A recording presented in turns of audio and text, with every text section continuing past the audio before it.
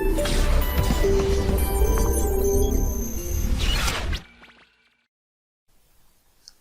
dear students, my name is Avinash Kishore. Your avian sir is present again with a new chapter of modern physics in this crash course. Okay, so modern physics.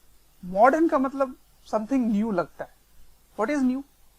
New इसलिए क्योंकि इसकी जो theories हैं वो late 19th centuries में ही शुरू हुए थे. ठीक है. अच्छा, तो मॉडर्न फिजिक्स में जो आइडियाज हैं, जो थॉट्स हैं, जो थ्योरीज हैं, वो क्लासिकल फिजिक्स से डिफरेंट होते हैं. क्लासिकल फिजिक्स मतलब न्यूटोनियन फिजिक्स, जो आपने मैकेनिक्स में पढ़ा, सब कुछ न्यूटन के जो लॉस पढ़े, वो यहाँ पर आप एटॉमिक या सब एटॉमिक पार्टिकल्स में डायरेक्टली अप्लाई नहीं कर सकते. तो इनके लिए एक different set of rules define करने की जरूरत पड़ती है. ठीक है. So what are those modern ideas, those new ideas which make modern physics different from classical physics, that we have to look first. So what are those modern ideas? So number one is the concept of quantization. ठीक है. Quantization का यहाँ concept आता है. Quantization मतलब ये है कि इलेक्ट्रॉन्स या एटॉमिक पार्टिकल्स कुछ डिस्क्रीट वैल्यूज ही ले सकते हैं, जैसे काइनेटिक एनर्जीज की हो गई या पोटेंशियल एनर्जी की हो गई, कुछ डिस्क्रीट वैल्यूज ही अलाउड है, सारे वैल्यूज अलाउड नहीं है. जैसे अगर आप क्लासिकल फिजिक्स में बात करते तो काइनेटिक एनर्जी ऑफ इलेक्ट्रॉन को आप सपोज 5.01 जूल या इलेक्ट्रॉन वोल्ट ऐसे आप लिखना चाहते हो तो लिख सकते थे उसकी वैल्यूज, पर यहां पर हर वैल्यूज अलाउड नहीं होंगे. अगर आप उस इलेक्ट्रॉन को जो एटम के चारों तरफ रिवॉल्व कर रहा है उसको कंसीडर करोगे तो यहाँ एटॉमिक पार्टिकल्स में, सब एटॉमिक पार्टिकल्स में सारे वैल्यूज अलाउड नहीं होते, तो कुछ डिस्क्रीट वैल्यूज ही अलाउड होते हैं. इसीलिए यहाँ पर काइनेटिक एनर्जी क्वांटाइज्ड है, kinetic energy quantized, potential energy quantized, total energy quantized, angular momentum quantized, सारे जो वैल्यूज हैं वो सब क्वांटाइज्ड हैं, मतलब कुछ डिस्क्रीट वैल्यूज ही अलाउड है. ठीक है ना. तो ये सब आइडियाज मैं बताते जाता हूँ, फिर आगे देखेंगे कि हाँ ऐसा हो रहा था. ठीक है. बट क्लासिकल फिजिक्स में सारे वैल्यूज हो सकते थे. हाफ mv स्क्वायर से v की वैल्यू जिस तरह से चेंज करोगे काइनेटिक एनर्जी आपको मिलना शुरू हो जाएगा. ठीक है. अच्छा, number two is the concept of duality. ठीक है. Concept of duality. डुअलिटी का मतलब क्या होता है? दो नेचर होना. ठीक है. देखो, क्लासिकल फिजिक्स में हमने क्या पढ़ा था कि अगर एक ऑब्जेक्ट पार्टिकल है, तो उसके कुछ सेट ऑफ एक्सपेरिमेंट्स होंगे, रूल्स होंगे. जैसे आप उसकी कोलिजन करा रहे हो तो मोमेंटम में चेंज आया और फिर कितनी का काइनेटिक एनर्जी का लॉस हो रहा है. अगर इनइलास्टिक कोलिजन है तो उसके अपने सेट ऑफ रूल्स हैं, उनकी आप करो collision, momentum conservation, energy conserve करो, एनर्जी का लॉस, गेन, इनइलास्टिक कोलिजन, अपने सेट ऑफ रूल्स हैं उनके.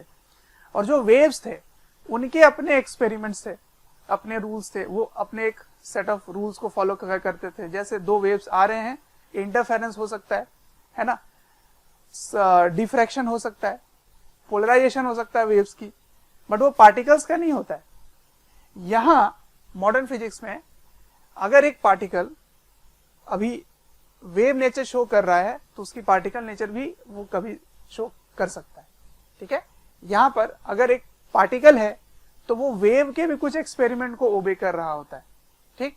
तो this concept is entirely new concept कि particle has both, it has particles has both wave as well as particle nature. ठीक है ना. तो both particle as well as wave nature possible. ठीक है. दोनों आ जाते हैं यहाँ पे कंसेप्ट ऑफ डुअलिटी में. ठीक है. तीसरा क्या मॉडर्न आइडियाज है? तीसरा जो मॉडर्न आइडियाज है वो है रिलेटिविटी, थ्योरी ऑफ रिलेटिविटी.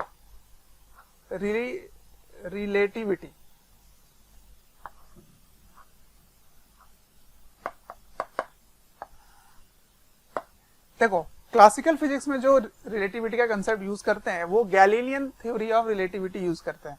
जैसे आप बोलते थे velocity of A with respect to B, कैसे लिखते थे उसको, velocity of A minus velocity of B, ऐसे लिखा करते थे। बट यहाँ जब अच्छा एक और बात, अगर क्लासिकल फिजिक्स में जब ऑब्जेक्ट मूव कर रहे होते हैं तो उसकी मास कांस्टेंट होती है ना, उसके दो पार्टिकल के बीच का जो डिस्टेंस है, पार्टिकल का जो शेप है वो फिक्स रहता था, वो चेंज नहीं होता था। बट मॉडर्न फिजिक्स में जब वो पार्टिकल मूव करेगा तो यहाँ special theory of relativity applicable होगी, ठीक है, स्पेशल थ्योरी ऑफ रिलेटिविटी, ये इसमें आएगा। और वो क्या है, वो है ऐसे, जैसे आप जब ये मूव करेगा ना तो उसकी मास में चेंज आ जाएगी, ठीक है, उसके लेंथ में चेंज आएगा, लेंथ कॉन्ट्रैक्शन, टाइम डायलेशन, ठीक है, तो मास में चेंज आना शुरू हो जाएगा। ऑल्दो जब क्लासिकल फिजिक्स आप पढ़ते थे तो कोई भी दो ऑब्जेक्ट चल रहा होता था तो एक के रिस्पेक्ट में दूसरे को ऑब्जर्व करते थे तो उसके मास में कोई चेंज नहीं आता था, बट यहाँ पर मास में भी चेंज आना शुरू हो जाएगा। तो वो क्या होगा, एम नॉट इस तरह से चेंज आएगा, 1 minus v square by c square, although इस पे कोई न्यूमेरिकल नहीं है, special theory of relativity is not in our portion in our syllabus, ठीक है। तो ये मास में चेंज आया, लेंथ में भी चेंज आ जाता है, ठीक है, और टाइम में भी चेंज आ जाता है। टाइम पहले जितना था उसके रिस्पेक्ट में इस तरह से चेंज हो जाएगा, ठीक है। तो इसके स्पेशल थ्योरीज शुरू हो गए रिलेटिविटी के, ठीक है।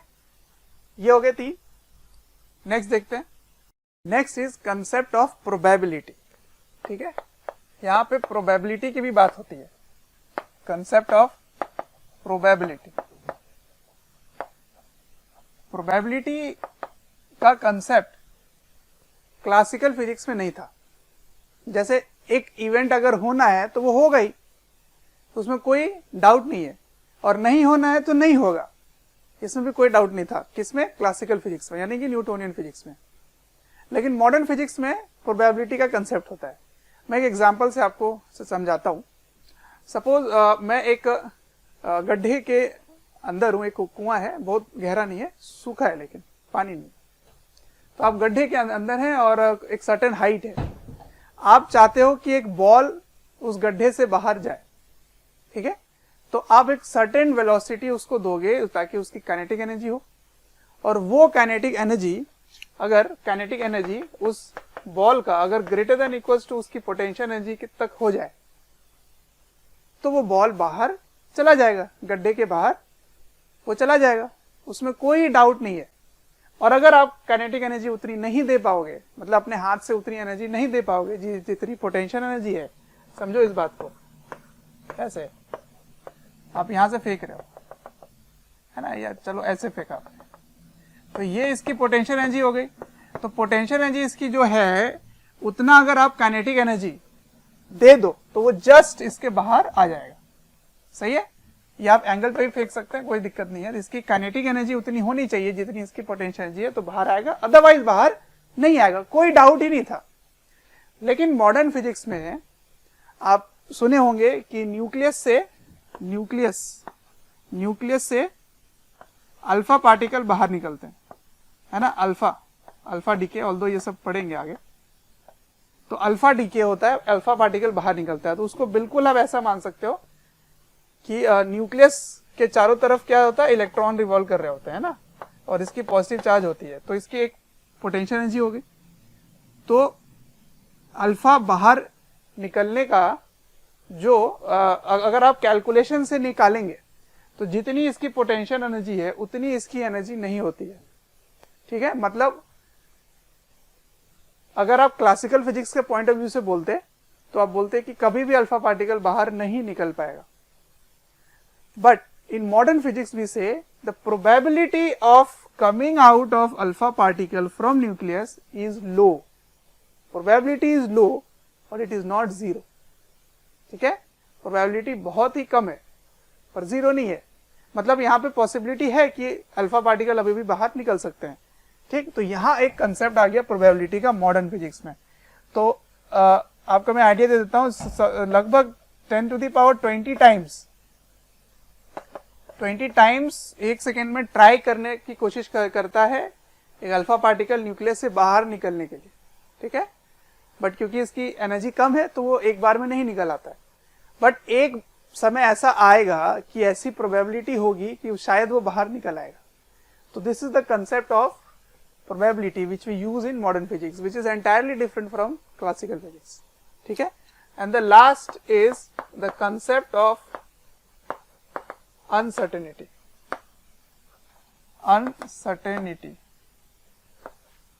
ठीक है। क्लासिकल फिजिक्स में अगर एक ऑब्जेक्ट मूव कर रहा था, न्यूटोनियन फिजिक्स में v वेलोसिटी से मूव कर रहा है मास का ऑब्जेक्ट, तो आप आराम से बता सकते थे कि किसी भी टी टाइम पे उसकी डिस्टेंस क्या होगी, है ना, उसकी पोजीशन क्या होगी, ठीक है, और उसकी वेलोसिटी क्या होगी। Suppose this is v1, accelerate कर रहा है मान लेते हैं, तो आप दोनों ही बता सकते थे आराम से इक्वेशन ऑफ मोशन यूज करके। But in modern physics we see that position and velocity, है ना, पोजीशन मोमेंटम जो है वो दोनों एक्यूरेटली आप एक साथ नहीं बता पाएंगे, कुछ ना कुछ एरर आ जाएगा, ठीक है। ये आप केमिस्ट्री में भी पढ़े होंगे एटॉमिक स्ट्रक्चर में, हाइजेनबर्ग अनसर्टेनिटी प्रिंसिपल, है ना, तो वो अनसर्टेनिटी का कंसेप्ट आ जाता है यहाँ पे, ठीक है। तो ये सारे जो कंसेप्ट है ये ही मॉडर्न फिजिक्स के आइडियाज जो न्यू है, जो मॉडर्न है, वो क्लासिकल से इसको सेपरेट बनाता है, डिफरेंट बनाता है, ठीक है। तो चलो सबसे पहला चैप्टर से सबसे पहला कंसेप्ट शुरू करते हैं मॉडर्न फिजिक्स का, वो है फोटो इलेक्ट्रिक इफेक्ट, ठीक है। क्या होता है, एक्सपेरिमेंट क्या होते हैं, उसके इक्वेशन क्या है, न्यूमेरिकल कैसे आएंगे, ग्राफ कैसा होगा, ये सब आज डिस्कस कर लेते हैं। Okay, photo electric effect. Photo electric effect क्या होता है उसको समझते हैं। देखो, एक मेटल सरफेस होता है और मेटल सरफेस में जब आप इसमें लाइट इंसिडेंट करते हो तो इस लाइट की अपनी एनर्जी होती है, वो एनर्जी के बारे में बात करेंगे। तो एक सर्टेन एनर्जी प्रोवाइड करने की जरूरत पड़ती है जिसके कारण मेटल सरफेस से इलेक्ट्रॉन्स निकल आते हैं, ठीक है, इससे इलेक्ट्रॉन बाहर निकल जाते हैं, ओके, ऐसे बाहर निकल जाते हैं इलेक्ट्रॉन्स। तो सबसे पहले ये समझते हैं कि क्यों एक मिनिमम एनर्जी प्रोवाइड करने की जरूरत पड़ती है, उसको समझते हैं। तो देखो, ये बात आपने पढ़ रखा होगा करंट इलेक्ट्रिसिटी के भी चैप्टर में कि कंडक्टर के अंदर जो इलेक्ट्रॉन्स होते हैं वो रैंडम मोशन में होते हैं, ठीक है, और इनकी टोटल एनर्जी जो होती है वो नेगेटिव होती है। तो टोटल एनर्जी इज नेगेटिव, ठीक है ना, नेगेटिव होती है। इससे क्या हुआ कि अट्रैक्टेड रहते हैं। अट्रैक्टेड होने से क्या होता है, इलेक्ट्रॉन्स अपने आप बाहर नहीं जाते, ठीक है। तो एक मिनिमम एनर्जी आपको प्रोवाइड करनी पड़ेगी ताकि वो अट्रैक्टिव फोर्स ओवरकम हो सके। उसके बाद भी समझो इस बात को, जैसे इलेक्ट्रॉन बाहर आना शुरू होगा उतना ही वो पॉजिटिव चार्ज छोड़ देगा मेटल सरफेस पे, तो ये इसको अट्रैक्ट करना शुरू कर देगा। तो इलेक्ट्रॉन्स अब फिर बाहर नहीं जाएंगे, वो सरफेस तक तो आ गए पर वो बाहर नहीं निकलेंगे, इजेक्ट नहीं हो रहे। तो आपको इसलिए एक मिनिमम एनर्जी देनी पड़ेगी जो इसके अट्रैक्टिव फोर्स को भी ओवरकम कर पाए। तो उसको कहते हैं वर्क फंक्शन, ठीक है। What you mean by work function? Work function को रिप्रेजेंट करेंगे फाई से। तो इसका मतलब क्या हुआ, it is the minimum energy which a photon should have in order to eject electrons from metal surface, ठीक है। मैं इसकी डेफिनेशन नहीं लिखा रहा, सिर्फ इतना समझ लो कि ये एक एनर्जी है, ये क्या है, एक मिनिमम एनर्जी है, मिनिमम एनर्जी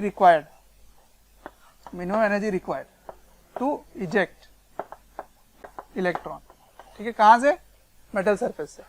समझ में आया क्यों जरूरत पड़ रहा है, मैंने आपको समझा दिया, बिकॉज एक सरफेस एनर्जी भी होता है। सरफेस एनर्जी का कंसेप्ट क्या है कि मेटल के अंदर इलेक्ट्रॉन्स जो हैं वो अट्रैक्टेड में है, तो उनकी टोटल एनर्जी नेगेटिव है, और उस नेगेटिव एनर्जी को ओवरकम करने के लिए आपको कुछ एनर्जी प्रोवाइड करने की जरूरत पड़ती है, that is called work function, ठीक है। अब सुनो इसका सेटअप क्या है। तो ये एनर्जी आप किस प्रकार प्रोवाइड कर सकते हो, ऐसा नहीं कि केवल आप फोटोन से ही कर सकते हो, कई तरीके और हैं। थर्मियोनिक एमिशन भी होता है, टेम्परेचर आपने बढ़ा दिया, है ना, अच्छा, कोलिजन से हो सकता है, कोलाइड करके इलेक्ट्रॉन को बाहर निकाल दिया। तो ये एनर्जी जो वर्क फंक्शन है, इतनी एनर्जी प्रोवाइड करने का हमारे पास डिफरेंट मेथड है।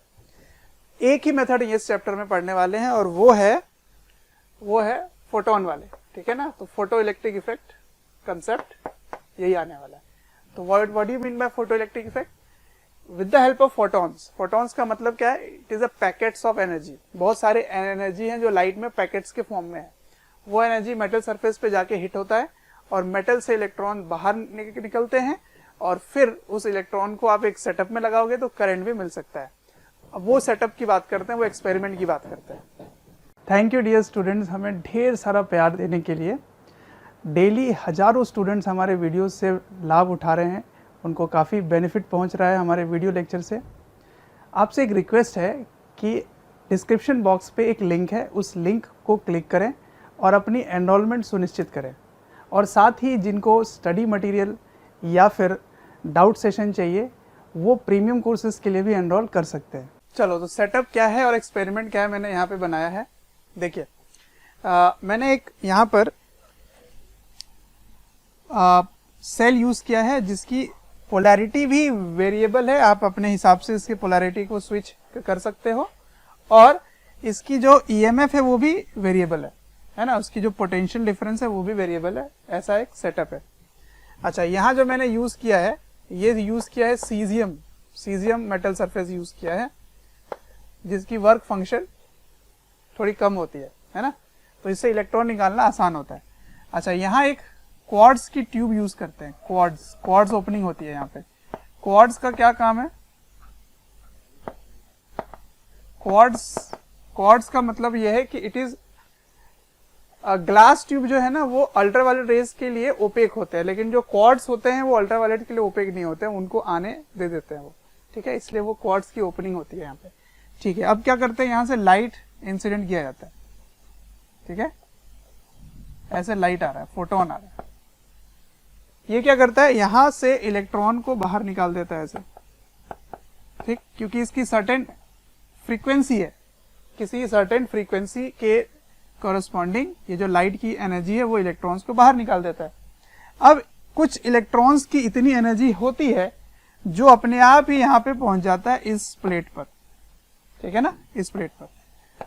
और जो जिनकी एनर्जी उतनी सफिशिएंट नहीं है उनको यहां से हेल्प मिल जाता है। कैसे? ये देखो पॉजिटिव है तो इसकी पॉजिटिव टर्मिनल होगी और ये नेगेटिव है तो इसकी नेगेटिव पोलैरिटी होगी। तो ये इसको खींच लेगा। खींचने के बाद क्या होगा, यहां से इलेक्ट्रॉन ऐसे वायर के थ्रू होते हुए ऐसे इस तरह से इलेक्ट्रॉन्स जा रहे हैं, ऐसे होते होते इसके वायर के थ्रू बैटरी के पॉजिटिव टर्मिनल की तरफ पहुंच जाता है। उसके बाद आपने करंट इलेक्ट्रिसिटी में भी पढ़ा है कि बैटरी अपने एक्शन से इस इलेक्ट्रॉन को इधर शिफ्ट करता है और फिर ये एक लूप बन जाता है और ऐसे फ्लो होना शुरू हो जाता है, ठीक है। इलेक्ट्रॉन्स ऐसे मूव करने लग जाते हैं। अब इस तरह से मूव करने के बाद आप ये ऑब्जर्व करते हो कि इलेक्ट्रॉन के मूवमेंट के ऑपोजिट डायरेक्शन में करंट होता है। तो there is a current in this direction there is current, ठीक है। ऐसे इस इलेक्ट्रॉन के मूवमेंट के कारण करंट आ जाता है और ये करंट बिकॉज ऑफ फोटॉन्स आया, इसीलिए इसको बोलते हैं फोटो करंट, ठीक है, आईपी, फोटो करंट। तो फोटोन के बारे में पढ़ेंगे आगे। फोटोन क्या होता है, पैकेट्स ऑफ एनर्जी, उसकी प्रॉपर्टीज क्या होती हैं, ये सब मैं बताऊंगा आपको। और इसमें क्या हो रहा है कि जो इलेक्ट्रॉन्स है उस इलेक्ट्रॉन के मूवमेंट के कारण करंट मिल रहा है। अब कुछ ऑब्जर्वेशंस है, ठीक है, कुछ ऑब्जर्वेशंस है।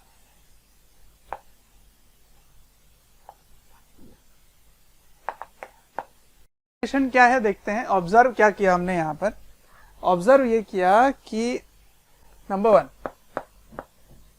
कि एक सर्टेन फ्रीक्वेंसी होनी चाहिए, सर्टेन फ्रीक्वेंसी होनी चाहिए इस इंसिडेंट लाइट की जिसके बियॉन्ड इलेक्ट्रॉन्स बाहर निकलेंगे, अदरवाइज नहीं निकलेंगे। ये पहला था। तो उसको बोलते हैं थ्रेशोल्ड फ्रीक्वेंसी, ठीक है। क्या बोलते हैं? Threshold frequency. तो व्हाट इज थ्रेशोल्ड फ्रीक्वेंसी? इसको मैं ऐसे लिख रहा हूं, TH। तो थ्रेशोल्ड फ्रीक्वेंसी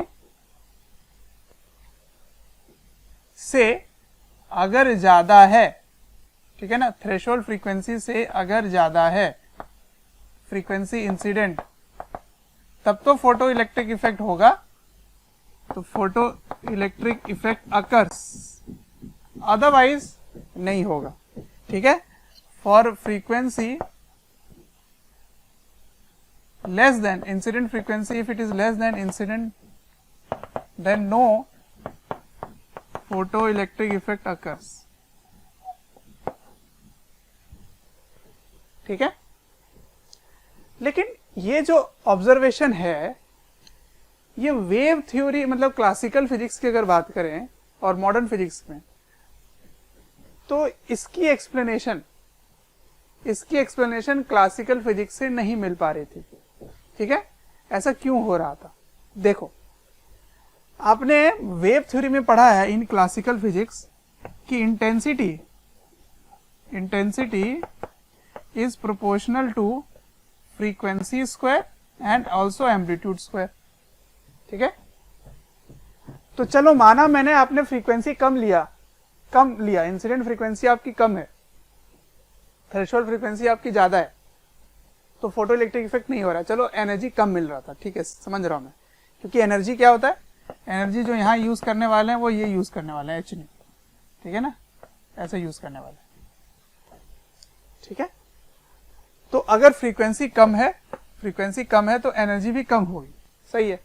तो कम एनर्जी वाले फोटॉन्स आएंगे तो इलेक्ट्रॉन नहीं निकाल पा रहे हैं, ठीक है, समझ आ रहा था। लेकिन क्लासिकल फिजिक्स हमने ये पढ़ा है कि intensity is proportional to frequency square and amplitude square.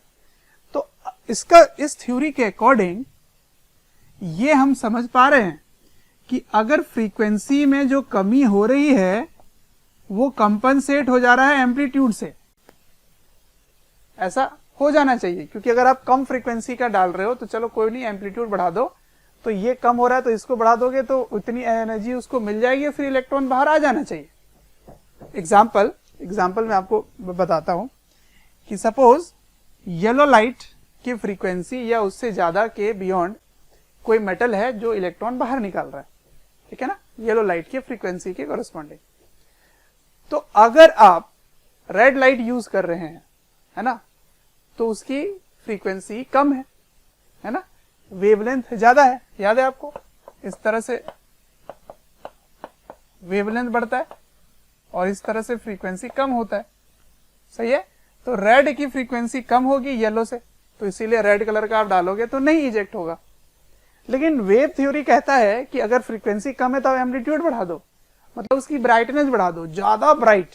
अगर आप किसी लाइट के ब्राइटनेस बढ़ा दो, ज्यादा ब्राइट अगर आप लाइट का इंसिडेंट कर रहे हैं, ऑल्दो उसकी फ्रीक्वेंसी थ्रेशोल्ड फ्रीक्वेंसी से कम है, तो निकल जाना चाहिए, पर ऐसा नहीं होता, ठीक है। तो it fails to explain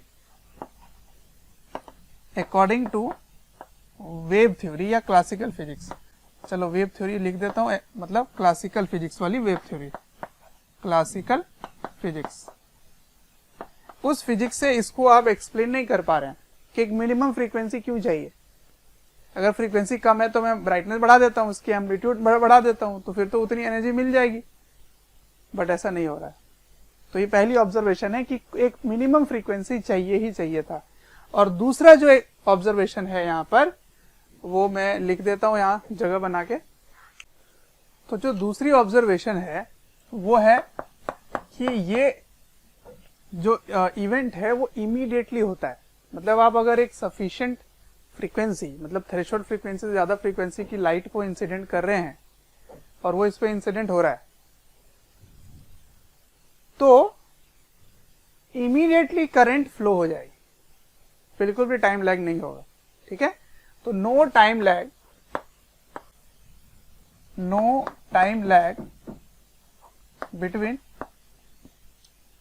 between ejection of electron and photo current। वही एक ही बात है, फोटो करंट आने में बिल्कुल भी टाइम नहीं लगता। मतलब एनर्जी इंसिडेंट हुआ और अगर फ्रीक्वेंसी ज्यादा है तुरंत इमीडिएटली निकल आएगा। बट ये चीज वेव थ्योरी से एक्सप्लेन नहीं हो रही थी। क्यों नहीं हो रहा था?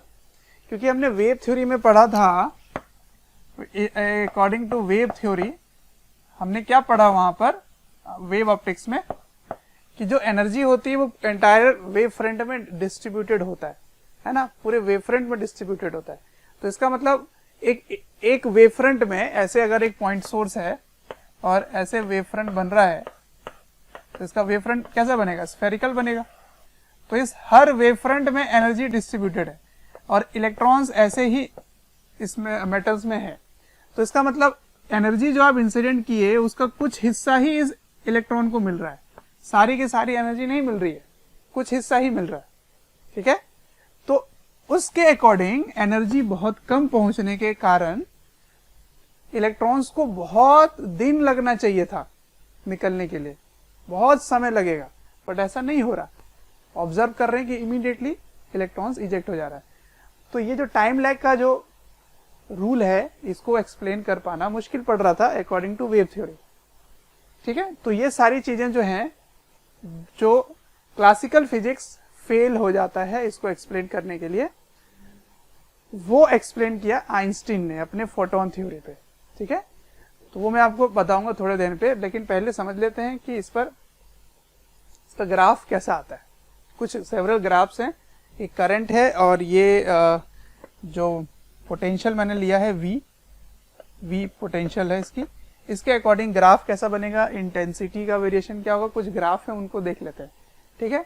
फिर उसको एक्सप्लेन करेंगे आइंस्टीन के थ्योरी से कि क्यों ऐसा हुआ, ठीक है। तो ऑब्जर्वेशन समझ में आया, क्या क्या ऑब्जर्व हुआ। एक कि एक मिनिमम फ्रीक्वेंसी चाहिए ही चाहिए लाइट की जिसके बियॉन्ड ही इजेक्शन होगा, और दूसरा कोई टाइम लैग नहीं है फोटो करंट मिलने में, ठीक है, इमीडिएटली आपको मिल जाता है। लेकिन वेव थ्योरी से दोनों ही चीजें एक्सप्लेन नहीं हो पाएंगी। वेव थ्योरी कहता है कि अगर फ्रीक्वेंसी कम डाला आपने तो एम्पलीट्यूड बढ़ा दो तो वो कंपनसेट हो जाएगा, मतलब ब्राइटनेस ज्यादा डालोगे तो हो जाएगा। पर हमने वहां क्या देखा कि अगर एक मिनिमम फ्रीक्वेंसी नहीं है, थ्रेशोल्ड फ्रीक्वेंसी के बियॉन्ड है, तो चाहे इंटेंसिटी कम भी क्यों ना हो, ब्राइटनेस कम भी क्यों ना हो, आपको इलेक्ट्रॉन्स मिल जाएंगे, ठीक है। और अगर फ्रीक्वेंसी कम है थ्रेशोल्ड फ्रीक्वेंसी से, लाइट की फ्रीक्वेंसी कम है थ्रेशोल्ड फ्रीक्वेंसी से, तो चाहे आप जितनी ब्राइटनेस डालो, जितनी इंटेंसिटी बढ़ाओ, इलेक्ट्रॉन बाहर नहीं आएगा, ठीक है। यही ऑब्जर्वेशंस को एक्सप्लेन करेंगे आइंस्टीन से। पहले मैं आपको ग्राफ वगैरह बता दूं। चलो, तो ये मैं तीसरा ऑब्जर्वेशन भी बता सकता हूं, जैसे ऑब्जर्वेशन देख रहे थे ना, इसको आप तीसरा ऑब्जर्वेशन मान सकते हो, ठीक है। तो ये है प्लेट वोल्टेज, ये क्या है, प्लेट वोल्टेज जो आपने अप्लाई किया, इसको Vp लिख देता हूं, और ये फोटो करंट है जो इधर करंट मिल रहा है, इसके बीच में हमने ग्राफ बनाया। तो जब आपने प्लेट वोल्टेज कुछ भी बाहर से एक्सेलरेटिंग कुछ भी नहीं डाला था, इधर देखो पॉजिटिव है, ये पॉजिटिव है तो इसको बोलेंगे एक्सेलरेटिंग वोल्टेज, ठीक है। और इधर नेगेटिव है तो इसको बोलेंगे रिटार्डिंग पोटेंशियल,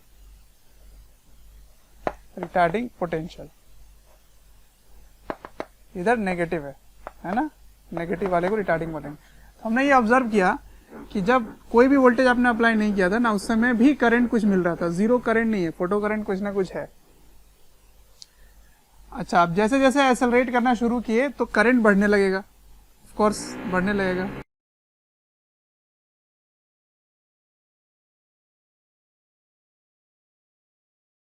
बढ़ते बढ़ते क्या होगा कि एक सैचुरेशन आ जाएगी कि इसके बियॉन्ड आपको करंट नहीं मिलेगा।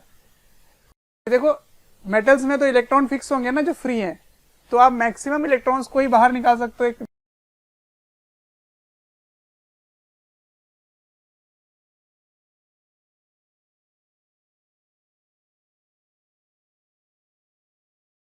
इसको बोलेंगे सैचुरेशन करंट, क्या बोलेंगे, सैचुरेशन करंट, ठीक है ना, IS। अब क्या हो रहा है कि मैं चाह रहा हूं कि वो करंट जो कुछ इलेक्ट्रॉन्स ऐसे थे जो खुद ब खुद इतनी एनर्जी थी वो पहुंच जा रहे थे जिससे करंट मिल रहा था, मैं चाह रहा हूं वो भी ना पहुंचे। प्यारे बच्चों, जब मैं कमेंट सेक्शन में जाता हूं तो कुछ ऐसे लाइन है, कुछ ऐसे कमेंट्स हैं जो काफी कॉमन है, और वो ये हैं कि सर एक इस चैप्टर का इस टॉपिक के बारे में वीडियो बना दें, या इस टॉपिक को थोड़ा सा इलेबोरेट करके समझा दें।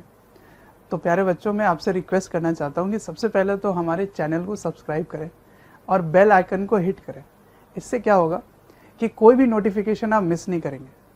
मैं ये इसलिए कह रहा हूं क्योंकि जिस टॉपिक के बारे में आप पूछ रहे होते हैं या आप रिक्वेस्ट कर रहे होते हैं वो हमारे चैनल्स में ऑलरेडी वीडियोज़ हैं। आप अगर चैनल विजिट करेंगे तो प्लेलिस्ट भी बने हुए हैं और प्लेलिस्ट से आप अपने जो डिमांड है, जो आपके पर्टिकुलर टॉपिक्स है, उनको आप विजिट करके पढ़ सकते हैं। तो मुझे क्या करना होगा, इस पोटेंशियल को नेगेटिव और करना पड़ेगा ताकि इलेक्ट्रॉन्स की एनर्जी इधर आना शुरू हो जाए। ठीक है, तो एक समय में क्या होगा, रुक जाएगा ये। तो ऐसा कुछ ग्राफ आता है, ऐसे इसको मिटा देता हूं। ठीक है, तो ये जो जहां पर आपने बिल्कुल जीरो करंट कर दिया उसको बोलते हैं स्टॉपिंग पोटेंशियल। क्या बोलते हैं, वो पोटेंशियल जिसके कॉरस्पॉन्डिंग करंट जीरो हो जाए, that is called stopping potential. तो this is a negative potential जिसके जिसकी जरूरत पड़ेगी इलेक्ट्रॉन्स को रोकने के लिए, मतलब कोई भी करंट ना मिले। ठीक है, तो ऑब्जर्वेशन क्या होता है, तीसरा ऑब्जर्वेशन, कि ये जो स्टॉपिंग पोटेंशियल है ना, stopping potential Vs is called stopping potential.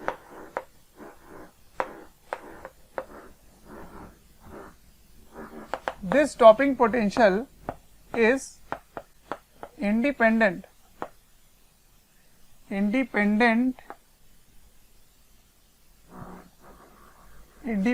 of intensity of light। आप चाहे जो भी इंटेंसिटी की लाइट डालो, intensity of light, Vs is independent of intensity of light. ठीक है, अच्छा, तो इंटेंसिटी बढ़ाने से क्या होगा, ज्यादा एनर्जी मिलेगा, तो इलेक्ट्रॉन्स जो नहीं निकल पा रहे थे वो भी अब निकल जाएंगे, तो सैचुरेशन करंट बढ़ जाएगा। ठीक है, बट सैचुरेशन करंट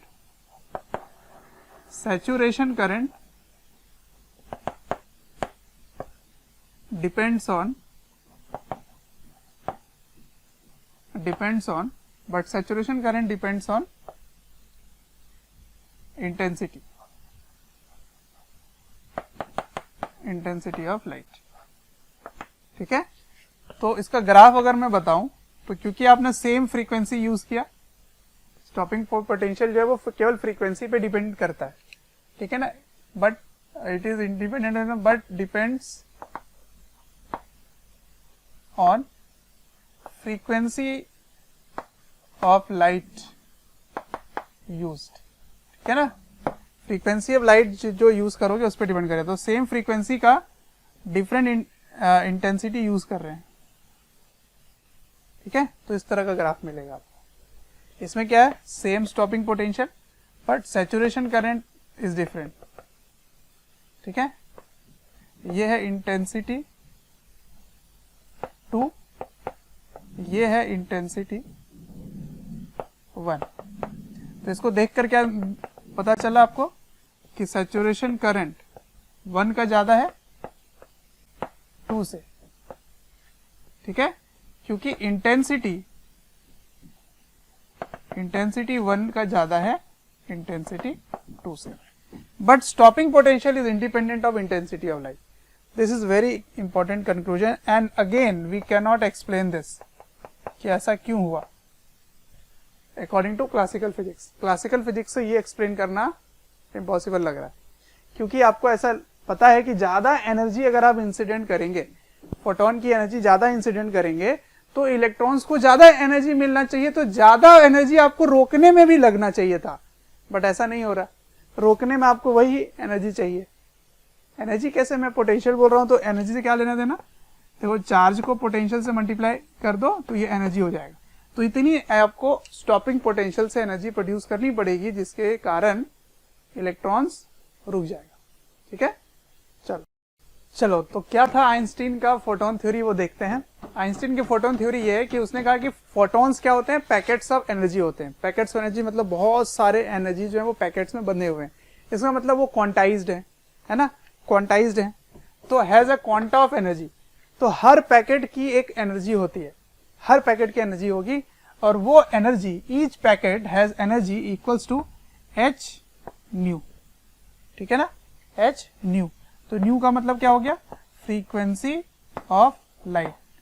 जो भी आप लाइट की फ्रीक्वेंसी इंसिडेंट करेंगे उसको h से मल्टीप्लाई कर देंगे। h क्या है, प्लैंक्स कांस्टेंट है, तो h equals to 6.63 into 10⁻34 joule second. ठीक है ना, ये हो गया। अच्छा, तो इसका मतलब हर पैकेट की वो एनर्जी है, तो पॉसिबल एनर्जीज क्या क्या हो सकते हैं सब। अगर तुम 4 पैकेट लाए तो 4 बार एच न्यू लगाओगे, 3 पैकेट किए तो 2 लगाओगे, 3 किए तो 3 लगाओगे, 2 है तो 2। इसका मतलब केवल और केवल ऐसे होगा, 1 H new, 2 H new, 3 H new, ऐसे ऐसे होगा। इसका मतलब एनर्जी इज क्वांटाइज्ड, ठीक है ना। तो सब integral multiple of H nu आ गए, all are integral multiple of H nu, N is integer. Integer मतलब पॉजिटिव इंटीजर ही होंगे, ठीक है। तो यहां से ये भी प्रूव हो गया, this is quantization of energy. तो क्वांटाइजेशन ऑफ एनर्जी का कंसेप्ट कैसा आया कि जितने भी पैकेट्स हैं उनकी एनर्जी इंडिविजुअल जो है वो एच न्यू है। तो 4 पैकेट है तो 4 बार एच न्यू आ जाएगा, है ना। इसी तरह से बढ़ना शुरू हुआ। अब सुनो, इंटेंसिटी का कंसेप्ट बिल्कुल ही चेंज हो गया, बिल्कुल चेंज हो जाएगा। कैसे? आपको एनर्जी पता है इतना है, आप नंबर डेंसिटी ले लो, तो number of photons per unit area per unit time multiply by number multiply by energy, तो बन जाएगा इंटेंसिटी। एन क्या है? एन का मतलब है number of photons per unit area per unit time, per unit time is called number density. तो intensity क्या होता है? इंटेंसिटी होता है n h nu, n h nu होता है, ठीक है ना। अब सुनो, उसका कंसेप्ट था कि हर फोटोन इंडिविजुअली इलेक्ट्रॉन को एनर्जी देगा। मतलब अगर आपके 10 फोटोन आए तो 10 फोटोन 10 इलेक्ट्रॉन्स को अपनी एनर्जी देगा। तो एक फोटोन एक ही इलेक्ट्रॉन को एनर्जी देने वाला है, ठीक है। और किस तरह से देगा? तो कोलिजन जो होगी वो परफेक्टली इनइलास्टिक होगी, तो सारी एनर्जी फोटॉन्स अपने इलेक्ट्रॉन्स को दे देगा।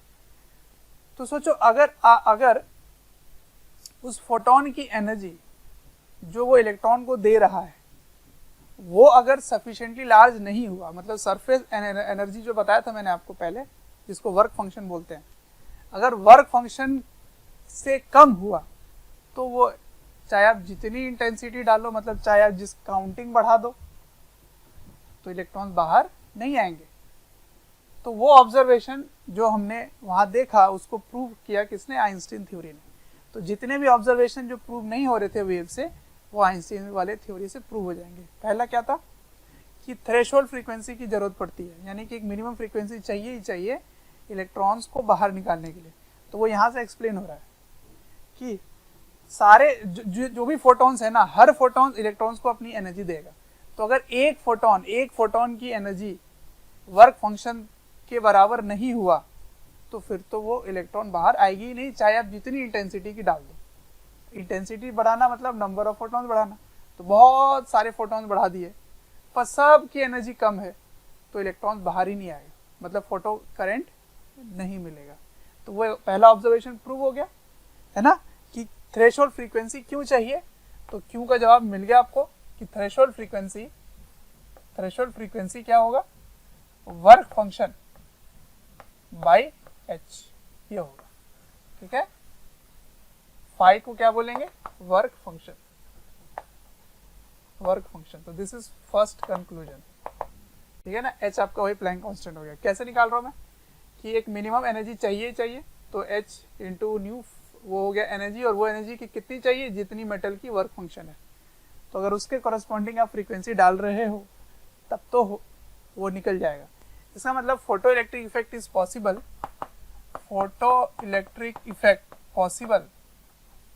ओनली व्हेन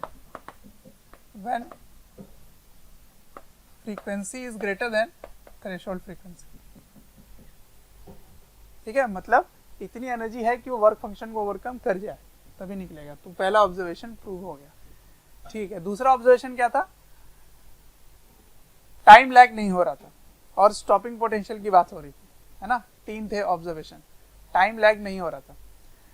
तो टाइम लैग क्यों नहीं हो रहा था उसका आपको यहाँ से जवाब मिल जाएगा कि अगर कोलिजन हो रहा है और सारी एनर्जी उसको मिल रही है ना, तो वो अगर वर्क फंक्शन के बियॉन्ड वो बाहर आ गया फिर तो वो खिंच जाएगा और वो निकल जाएगा, ठीक है। तो वो भी प्रूव हो गया। तीसरा क्या था? स्टॉपिंग पोटेंशियल, स्टॉपिंग पोटेंशियल केवल फ्रीक्वेंसी पे डिपेंड कर रहा था और इंटेंसिटी पे डिपेंड नहीं कर रहा था। तो उसका भी जवाब आपको मिल गया। कैसे? कि अगर फ्रीक्वेंसी ज़्यादा है ना, अगर फ्रीक्वेंसी ज़्यादा है तो अपनी सारी एनर्जी दे चुका है वो फोटॉन्स, इलेक्ट्रॉन्स को, तो उन्हीं इलेक्ट्रॉन्स को आपको रोकने के लिए स्टॉपिंग पोटेंशियल भी ज़्यादा लगाना पड़ेगा। इसका मतलब फ्रीक्वेंसी के कॉरस्पॉन्डिंग ये काम हो रहा है, इंटेंसिटी के नहीं, क्योंकि इंटेंसिटी केवल काउंट ऑफ फोटॉन्स है, लेकिन अगर सभी की एनर्जी अगर कम है तो फिर तो आप इंटेंसिटी के कॉरस्पॉन्डिंग रोकने वाला काम तो होगा ही नहीं। समझ पा रहे हो? रुकना है, रोकना है, तो रोकोगे कब? जब वो इलेक्ट्रॉन्स बाहर आ रहे होंगे। बाहर कब आएंगे? जब उसकी एक पर्टिकुलर फ्रीक्वेंसी से ज्यादा होगी।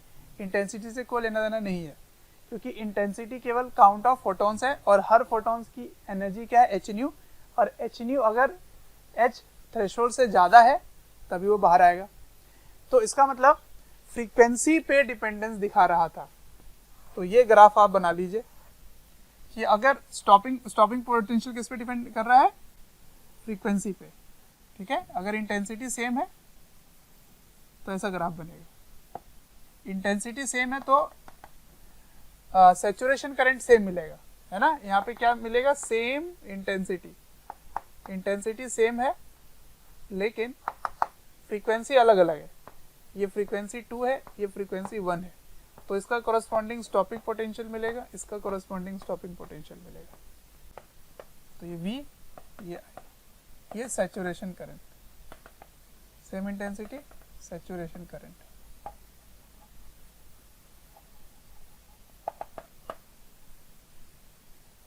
ठीक है ना। तो सैचुरेशन करंट सेम मिला। क्यों मिला सेम? क्योंकि इंटेंसिटी सेम। ठीक है, तो threshold frequency depends on frequency, stopping potential, sorry, stopping potential depends on, stopping potential depends on frequency.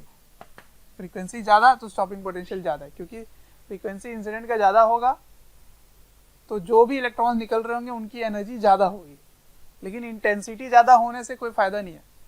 अगर आप पर्टिकुलर फ्रीक्वेंसी नहीं लेते हो तो कोई फायदा नहीं है, क्योंकि आप इंटेंसिटी ज्यादा करोगे तो इलेक्ट्रॉन्स जो बाहर निकलेंगे उनकी काउंटिंग बढ़ जाएगी, लेकिन हर फोटोन की एनर्जी फिक्स रहेगी। क्यों?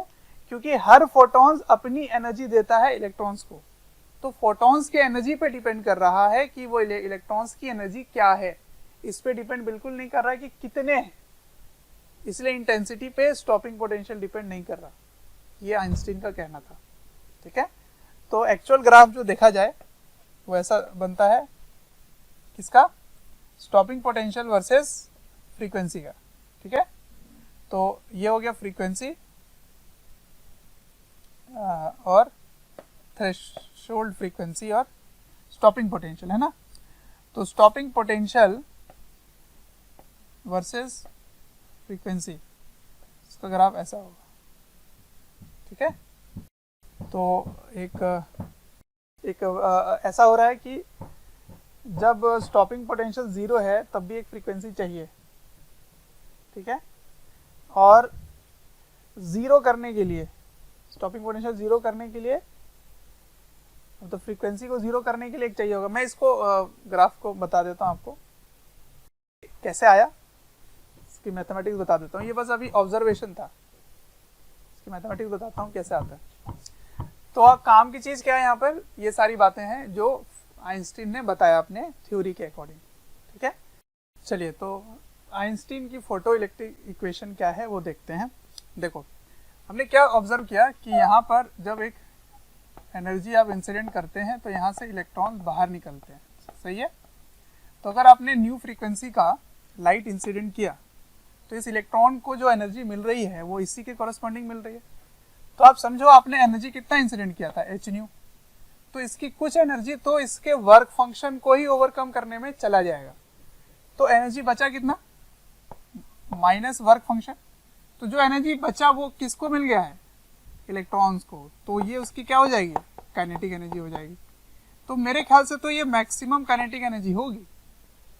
ठीक है, क्योंकि ये ऑब्जर्व हो रहा है कि इससे भी कुछ इलेक्ट्रॉन्स की कम एनर्जी हो सकती है, क्योंकि आप जब इसको स्टॉपिंग पोटेंशियल का ग्राफ देखें तो वो ग्रेजुअली फॉल कर रहा था, एकदम से फॉल नहीं कर रहा था। तो कुछ इलेक्ट्रॉन्स ऐसे हैं जो पहले पहुंच जाएंगे जिसकी एनर्जी कम होगी, कुछ इलेक्ट्रॉन्स ऐसे होंगे जो थोड़ी ज़्यादा होगी लेकिन इससे ज़्यादा नहीं हो सकती। तो this is the maximum possible kinetic energy for an electron which is ejected. So kinetic energy of electron is less than equals to 0 and greater than equals to ke max, और ये इतना होगा। ठीक है, समझ में आया मैं क्या बोलना चाह रहा हूँ? ठीक है, अब सुनो यहाँ पर अगर स्टॉपिंग पोटेंशियल की बात करते हैं, स्टॉपिंग पोटेंशियल की बात करते हैं बच्चों, अगर हमारे वीडियोस आपको पसंद आते हैं, आपको हमारी जो मेहनत है वो आपको अच्छी लगती है, तो आप हमारे वीडियोस को ज़रूर लाइक करें और शेयर करें। शेयर इसलिए मैं करने बोल रहा हूँ क्योंकि आपके शेयर करने से ज़रूरतमंद बच्चों तक ये वीडियोस पहुँच सकता है, जिनको एक पर्टिकुलर टॉपिक काफ़ी वीक लग रहा है या एक ऐसा चैप्टर है जिसके बारे में एक पर्टिकुलर टॉपिक उनको अच्छे से पढ़ना है, तो उन तक पहुँच सकता है ये। अंत में मैं आपसे यही कहना चाहूँगा कि आपके स्नेह, अफेक्शन, प्यार देखकर हमारी पूरी मोशन की टीम काफ़ी मोटिवेटेड है आपको क्वालिटी कंटेंट देने के लिए। तो स्टॉपिंग पोटेंशियल क्या है कि अगर सारे इलेक्ट्रॉन्स को आप भेज दो नेगेटिव टर्मिनल के तरफ, मतलब बिल्कुल भी इलेक्ट्रॉन मूव ना करे, तो वो स्टॉपिंग पोटेंशियल कहलाएगा। तो अगर आप मैक्सिमम काइनेटिक एनर्जी जिस इलेक्ट्रॉन की है उस तक भेज दिए, तब तो उसके नीचे जितने भी हैं सारे के सारे पहुंच जाएंगे नेगेटिव टर्मिनल पे, मतलब जीरो करंट मिलेगा। तो इसका मतलब स्टॉपिंग पोटेंशियल क्या होगा? स्टॉपिंग पोटेंशियल अगर Vs है तो stopping potential EVS should be equal to K max.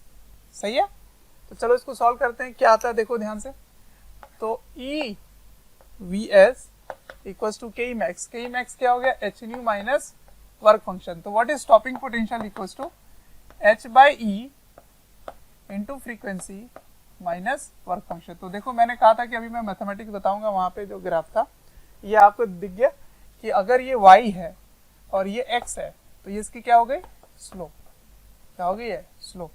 तो इसकी इक्वेशन कैसी बनेगी? इसकी इक्वेशन बनेगी, इंटरसेप्ट कितना है? नेगेटिव। तो नेगेटिव यहाँ पर है, ये क्या है? Work function.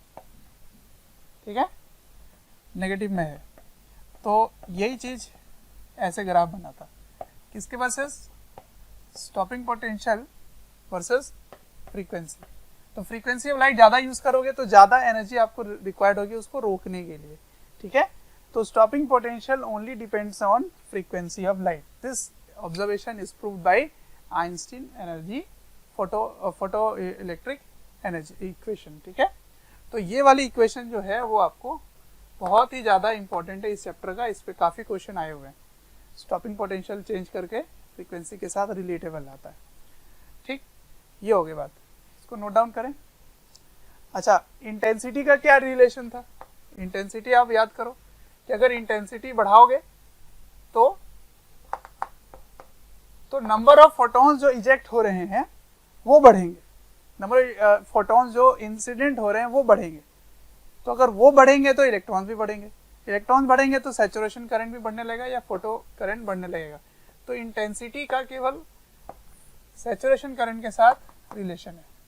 तो इंटेंसिटी वर्सेस फोटो करंट, इधर इंटेंसिटी आएगा। तो इंटेंसिटी बढ़ा रहे हो तो आपको सैचुरेशन करंट मिलेगा ज़्यादा। ठीक है, सैचुरेशन करंट ये ज़्यादा मिलेगा, अदरवाइज और कुछ भी नहीं होने वाला चाहिए। ठीक है, इंटेंसिटी पे क्या डिपेंड नहीं करेगा? स्टॉपिंग पोटेंशियल डिपेंड नहीं करेगा। इंटेंसिटी पे डिपेंड क्या करेगा? तो केवल सैचुरेशन करंट। इंटेंसिटी बढ़ाओगे सैचुरेशन करंट बढ़ेगी। अब इस ग्राफ को देखो ध्यान से, इस ग्राफ का स्लोप क्या है? ये स्लोप h बाई ई है। तो इसका मतलब ये जो tan थीटा है वो कांस्टेंट रहेगा, स्लोप इज कांस्टेंट क्योंकि किसी पे डिपेंड नहीं कर रहा है, h by E is constant, ये स्लोप है। तो इसका मतलब एक और मेटल में बना दूं तो उस मेटल की वर्क फंक्शन डिफरेंट होगी, लेकिन ये जो एंगल बनेगा वो उसमें भी सेम होगा। अगर ये मेटल 1 है और ये मेटल 2 है तो इन दोनों का स्लोप सेम है क्योंकि फिर थीटा भी सेम होगी। क्लियर है? मेटल डिफरेंट है तो स्टॉपिंग पोटेंशियल वर्सेस फ्रीक्वेंसी का ग्राफ ऐसा होता है। ग्राफ पे भी क्वेश्चन काफी आए हुए हैं। चलिए इसको नोट डाउन कर लीजिए। अब आगे बढ़ते हैं और देखते हैं कुछ फोटॉन्स की प्रॉपर्टीज़ हैं और एनर्जी कैलकुलेशन के लिए, क्विक कैलकुलेशन के लिए क्या फॉर्मूला बनेगा। ठीक, चलो कुछ प्रॉपर्टीज़ देखते हैं फोटॉन्स की। फोटॉन्स जो है वो स्पीड ऑफ लाइट के स्पीड से चलते हैं ना, 3 × 10⁸ मीटर पर second. Rest mass of photon 0 माना जाता है। तो इफेक्टिव मास निकालेंगे कैसे, E/c² से। कैसे निकाला ये, आइंस्टीन की एनर्जी इक्विवेलेंस होता है E = mc²। तो इफेक्टिव मास एनर्जी/c² से आप निकाल सकते हो, इफेक्टिव मास इतना होगा। अच्छा, क्विक कैलकुलेशन के लिए एनर्जी का फॉर्मूला क्या होगा, जैसे hc/λ है, h न्यू भी है, एनर्जी का फॉर्मूला होगा E = h न्यू, न्यू की जगह c/λ लिख सकते हैं। तो h की वैल्यू होती है 6.67 10⁻⁻34, -34 होगा। ठीक है, इसको ध्यान रखना, -34 होगा। ठीक है, करेक्ट कर लेना, -34। c की वैल्यू होगी 3 × 10⁸ मीटर पर सेकेंड। तो इसको अगर सॉल्व करोगे तो अगर ये मीटर में है तो ये जूल में होगा। ठीक है, लेकिन मैं चाहता हूं इसको इलेक्ट्रॉन वोल्ट में रखना, तो मुझे इसको 1.6 × 10⁻⁻19 से डिवाइड करना पड़ेगा, तो ये बन जाएगा इलेक्ट्रॉन वोल्ट। तो इस पूरे नंबर को जब सॉल्व करोगे ना तो इसका नंबर निकल के आता है, बड़ा ही अच्छा नंबर निकल के आता है, वो होता है 12400 होगा। तो फिर ये किस में होगा, लैम्डा इन एंगस्ट्रॉम, और ये किस में आएगा, इलेक्ट्रॉन वोल्ट में। ठीक है ना, तो अब से आपको यही फॉर्मूला यूज करना है, 12400 electron volt by lambda in angstrom. Angstrom में होगा तो लैम्डा को ऐसे रखोगे। ठीक है, उसके बाद क्या होता है कि मोमेंटम भी होता है फोटोन का, क्योंकि वो मूव कर रहा है, और मोमेंटम का फॉर्मूला एंटायरली डिफरेंट हो गया, E/c होगा। ठीक है, E/c होगा, क्योंकि मास आप यहां से ले रहे हो, इफेक्टिव मास। ठीक है, E/c², तो मोमेंटम हो गया E/c। E को लिख सकते हो h न्यू/c, न्यू/c क्या हुआ, लैम्डा। तो ये फॉर्मूला किसका हो गया, मोमेंटम का। तो अगर चेंज इन मोमेंटम करोगे, चेंज इन मोमेंटम है ना, तो चेंज इन लीनियर मोमेंटम, ये लीनियर मोमेंटम है। चेंज इन लीनियर मोमेंटम क्या देता है बच्चों, फोर्स देता है पर unit time, per unit time. तो पर यूनिट टाइम अगर आप मोमेंटम में चेंज करेंगे तो फोर्स मिलेगा, और फोर्स पर यूनिट एरिया क्या देगा, प्रेशर। तो इसका मतलब फोटोन जो है वो प्रेशर भी लगा सकते हैं, जिसका नाम है रेडिएशन प्रेशर। तो उसका एक्सप्रेशन निकालेंगे अभी। तो सारे कंजर्वेशन लॉज वैलिड हैं, linear momentum, angular momentum, conservation of energy, सारे यहाँ पे लगा सकते हो। पार्टिकल का सारा यहाँ पे नेचर यहाँ पे शो होगा। ठीक है, तो देखो पार्टिकल नेचर भी चल रहा है और वेव नेचर भी चल रहा है, फ्रीक्वेंसी की भी बात चल रहा है। तो देखो यहाँ पे जो लीनियर मोमेंटम है वो h न्यू की वैल्यू होल्ड कर रहा है, और ये एक क्वांटाइज वैल्यू है, energy is quantize value, therefore linear momentum is also quantize. तो सारे क्वांटाइजेशन चीजें यहाँ पे वैलिड हो रही हैं, डुअलिटी भी हो रहा है ना, रिलेटिविटी भी चल रहा है, स्पेशल थ्योरी ऑफ रिलेटिविटी है। ठीक है, तो ये सारी चीजें आपको कैलकुलेशन ऑफ न्यूमेरिकल में काम आएगा, इंपॉर्टेंट चीजें हैं। ठीक है, तो रेडिएशन प्रेशर देख लेते हैं, फिर कुछ न्यूमेरिकल देख लेते हैं, फिर क्लोज। रेडिएशन प्रेशर, देखो रेडिएशन प्रेशर में मैं दो केस लेता हूँ, perfectly reflecting and perfectly absorbing. तो अगर h न्यू एनर्जी का कोई फोटोन आ रहा है और ये परफेक्टली रिफ्लेक्ट कर रहा है, तो जितने फोटोन से आ रहा है उतने फोटोन से रिफ्लेक्ट होके चला जाएगा। ठीक है, तो चेंज कितना निकालोगे, इस डायरेक्शन को मैंने प्लस ले लिया था, है तो ये वेक्टर क्वांटिटी, तो P final minus P initial. P final क्या है, h new by c, initial क्या है, minus h new by c, तो चेंज कितना आ गया, 2h न्यू बाई c। ठीक है, अच्छा तो अगर n फोटॉन्स अराइव हो रहा है पर unit area per unit time, capital N। ठीक है, तो चेंज इन मोमेंटम पर unit time per unit area, समझना इस बात को। तो ये चीज क्या हो गया, फोर्स, ये तो फोर्स हो गया, फोर्स बाय एरिया क्या हो गया, प्रेशर। तो उसको n से मैंने मल्टीप्लाई कर दिया यहाँ पे, है ना, n से इसको मल्टीप्लाई कर दिया। तो n से मल्टीप्लाई करोगे तो NH न्यू तो इंटेंसिटी होता था, इसका मतलब 2 इंटेंसिटी बाई c, I क्या है, intensity, is the formula of radiation pressure. ठीक है, तो ये पार्टिकल के नेचर का शो कर रहा है, light behaves as a particle nature in this concept. ठीक है, अच्छा जब एब्जॉर्बिंग होगा तो क्या होगा, केवल इंसिडेंट ही हुआ तो फाइनल 0 हो गया, इनिशियल h न्यू हुआ, तो चेंज कितने का है, h न्यू बाई c। तो प्रेशर क्या लिख सकते हो, I बाई c, बस यहाँ से 2 हट जाएगा, मैं सारा काम नहीं कर रहा, सिंपल बोल रहा हूँ। अच्छा, अगर x% पार्शियल रिफ्लेक्टिंग है तो x% रिफ्लेक्ट हो रहा तो 100 माइनस x% एब्जॉर्ब हो रहा होगा। तो आप प्रेशर कैसे निकालोगे? देखो आपने रिफ्लेक्टिंग का तो निकाल रखा है 2I/c और एब्जॉर्बिंग का I/c, तो जितना परसेंट रिफ्लेक्ट हो रहा है उसको मल्टीप्लाई कर दो, जितना एब्जॉर्ब हो रहा है उसको इससे मल्टीप्लाई करके जोड़ दो, तो आ जाएगा पार्शियल रिफ्लेक्टिंग सरफेस का प्रेशर। ठीक है ना, तो ये सिंपल कंसेप्ट हो गया। अब एक अभी तक जो इंसिडेंट हो रहा था वो नॉर्मल हो रहा था, अगर एक एंगल पे इंसिडेंट हो तब कैसे निकालेंगे वो बताता हूँ मैं आपको। चलो ओब्लिक इंसिडेंस देखते हैं। ओब्लिक इंसिडेंस में क्या है, अब ऐसे इंसिडेंट हो रहा है, रिफ्लेक्टिंग ही लेके चल रहा हूँ मैं, है ना। तो देखो इसकी मोमेंटम जो है वो p है, सपोज p है, तो इधर रिफ्लेक्ट हो रहा है तो ये भी थीटा से ही जा रहा होगा। ऐसे देखो ये p से आया और p से चला गया, तो थीटा एंगल दोनों से बना हुआ है। तो ये अगर p है और ये p है तो इसमें चेंज कितने का आएगा, 2p cos थीटा का चेंज आएगा। क्यों? क्योंकि इस डायरेक्शन में p cos थीटा है और इसका कंपोनेंट इधर p cos थीटा है। ठीक है ना, साइन थीटा जो है वो दोनों के सेम में ही है तो वो कैंसिल हो जाएंगे, तो इसीलिए चेंज कितना आया, केवल 2p cos थीटा। तो change in momentum is 2p cos theta. ठीक है, अब समझते हैं, क्योंकि हमें प्रेशर निकालना है तो एरिया भी रिलेट करना होगा। तो देखो इसके डायरेक्शन का जो एरिया है, ये वाला जो एरिया है इसके जो परपेंडिकुलर होता है, परपेंडिकुलर है ना, इसको यूज करना है मुझे। तो ये मैंने ए लिया हुआ है, ए, लेकिन इधर वाला एरिया प्रेशर के लिए यूज होगा। तो ए डैश इस ट्राइंगल में मैंने बना दिया, यहाँ पे एक राइट एंगल ट्राइंगल बनाया ऐसे। ठीक है, तो ये वाला जो एरिया है जिससे वो आ रहा है, ऐसे बीम आ रहा होगा, ऐसे बीम आ रहा होगा, वो बीम का एरिया दिया हुआ है, लेकिन सरफेस का जो एरिया है उस पर प्रेशर लगता है, तो इसको इससे रिलेट किया मैंने। तो ये थीटा है तो ये भी थीटा आ जाएगा, यहाँ पर पूरा एंगल, पूरा कंप्लीट एंगल थीटा आ जाएगा। तो इस ट्राइंगल में ये हाइपोटेन्यूज है तो a बाई cos थीटा हो गया। ठीक है ना, therefore what is a equals to a dash by a dash cos theta. Anyways a dash पता है a बाई cos थीटा है। ठीक है, इससे कोई मतलब नहीं है। अब समझो बात को, प्रेशर क्या होगा, फोर्स बाय एरिया, है ना। तो एनर्जी कितना इंसिडेंट हो रहा है, एनर्जी इंसिडेंट हो रहा है NH न्यू पर unit area per unit time. n का मतलब क्या था, पर unit area per unit time. ठीक है, तो समझो, ध्यान से समझना, 2p cos थीटा। ठीक है, p की वैल्यू क्या होगी, e बाई सी। e क्या है, NH न्यू, NH न्यू है ना, इंटेंसिटी इनटू एरिया। समझ रहे हो, एनर्जी क्या है, एनर्जी होता है इंटेंसिटी इनटू एरिया। तो ये क्या हो गया, एनर्जी पर यूनिट टाइम हो गया। Intensity into area is energy पर यूनिट टाइम। तो इंटेंसिटी कितना, NH न्यू, उसको एरिया से मल्टीप्लाई कर दिया, इसलिए ये A ले रहा था मैं। सही है। अच्छा, अब उसको C से, तो खैर इसको डिवाइड करोगे तो मोमेंटम आ जाएगा। तो ये पर सेकेंड है, ये मोमेंटम पर सेकेंड है। तो चेंज इन मोमेंटम पर सेकेंड अगर करोगे, चेंज इन मोमेंटम पर सेकेंड, है ना, तो चेंज मोमेंटम पर सेकेंड क्या करना पड़ेगा आपको, cos थीटा लगाना पड़ेगा, 2 और cos थीटा, 2 और cos थीटा मैंने लगा दिया, 2 और cos थीटा। तो ये क्या हो गया, चेंज इन मोमेंटम पर सेकेंड। सही है, यहाँ पे 2 और cos थीटा लगाएंगे।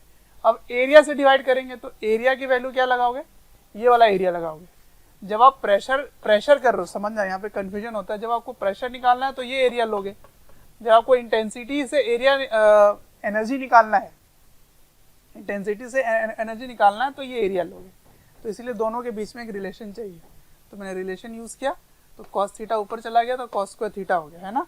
ए और ए कैंसिल हो गए, एरिया की जरूरत ही नहीं आई, कैंसिल हो गए।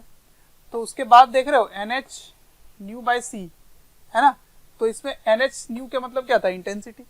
तो ये आ गया फॉर्मूला प्रेशर का। ठीक है, अगर इसको नॉर्मल इंसिडेंस बना दो तो थीटा 0 हो जाएगा, देखो वही आंसर आ जाएगा। तो cos स्क्वायर थीटा होता है, ना कि cos थीटा होता है। तो ये था आपका कंप्लीट थ्योरी। ठीक है, तो इस पर क्वेश्चंस हैं काफ़ी, आपको प्रैक्टिस भी करना है इस पर। एक क्वेश्चन मैं आपको करा देता हूँ। ठीक है, चलिए एक सिंपल सा क्वेश्चन लिया मैंने, वही अरेंजमेंट है, मैंने ऊपर का केवल पोर्शन दिखाया है। 4000 एंगस्ट्रॉम की लाइट वेवलेंथ है जिसकी इंसिडेंट की जा रही है, और ये सीजियम का बना हुआ है जिसका वर्क फंक्शन 2.2 इलेक्ट्रॉन वोल्ट है। पहले चेक करना है क्या फोटोइलेक्ट्रिक इफेक्ट पॉसिबल है, और दूसरे में बताना है उसकी स्टॉपिंग पोटेंशियल क्या होगी। तो अगर आपको चेक करना है फोटो इलेक्ट्रिक इफेक्ट, तो उसका कंडीशन क्या है कि जो एनर्जी आपने इंसिडेंट किया था वो एनर्जी अगर वर्क फंक्शन से ज्यादा है तब तो फोटो इलेक्ट्रिक इफेक्ट होगी, अदरवाइज नहीं होगी। तो क्यों ना इसकी एनर्जी निकाल लेते हैं। तो इंसिडेंट एनर्जी कैसे लिखोगे, hc/λ। मैंने क्या बताया था, ये 12,4000 हो जाता है अगर ये एंगस्ट्रॉम में होता है, तो एंगस्ट्रॉम में ही दिया है, डिवाइड कर दिया तो आंसर आ गया 3.1 इलेक्ट्रॉन वोल्ट। तो as incident energy is greater than work function, ठीक है ना, incident, so photoelectric effect occurs, ठीक है, होगा।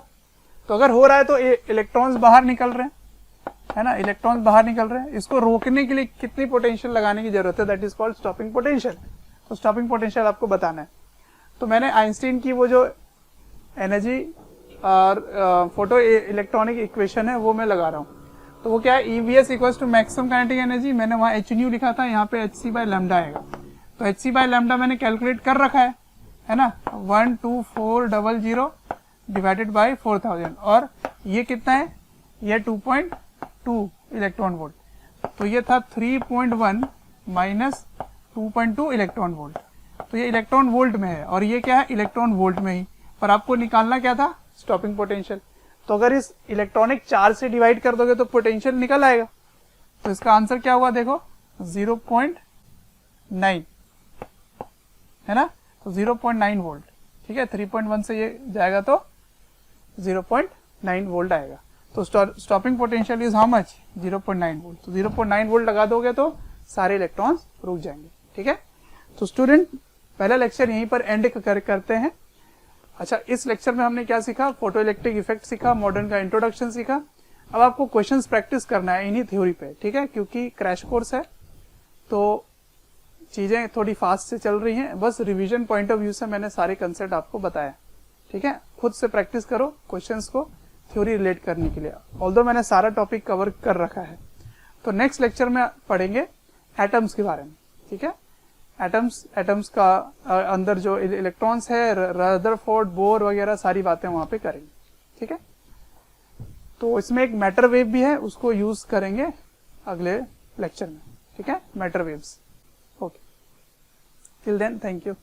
कोई भी चैप्टर या वीडियोस आपको डिटेल में ईयर लॉन्ग वाले वीडियोस चाहिए और काफ़ी डिटेल में वीडियोस आपको चाहिए, तो आपको एक नंबर दे रहा हूँ, टोल फ्री नंबर है, आप इनको कॉल करें और डिटेल में आप बात कर सकते हैं और पूछ सकते हैं। नंबर है 1800 2121 799।